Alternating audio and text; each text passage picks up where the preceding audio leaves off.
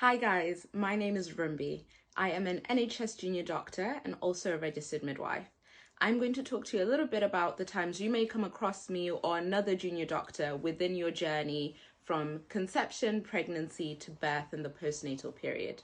So it will start by explaining the hierarchy of doctors who work within obstetrics. So you have the obstetric consultants, they're specialist doctors, they have lots and lots of experience and they have finished their training. They're now consultants in obstetrics. So they are like the most experts that you will find in terms of obstetrics. Then you have the registrars. They are working towards becoming consultants in obstetrics or gynecology or both. And so they are very experienced doctors.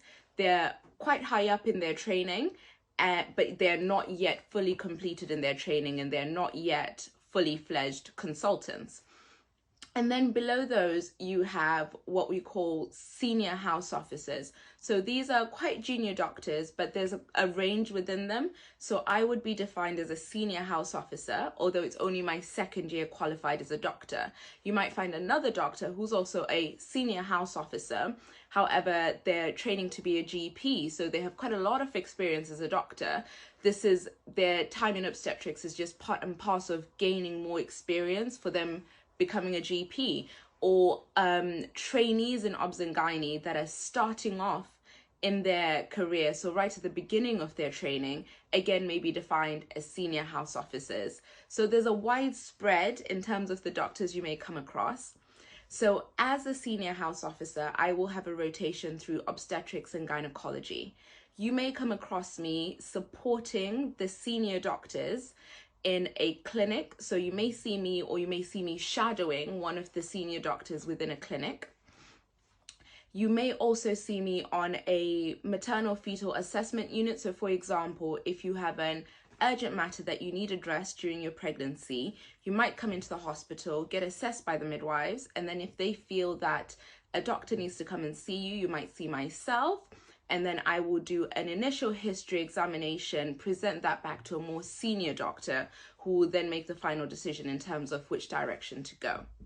You may also come across me in an emergency department. So for example, if you come in urgently with a gynecological problem and you're seen in ED, you may be clerked or have an initial history examination by myself as one of the more junior doctors on the team.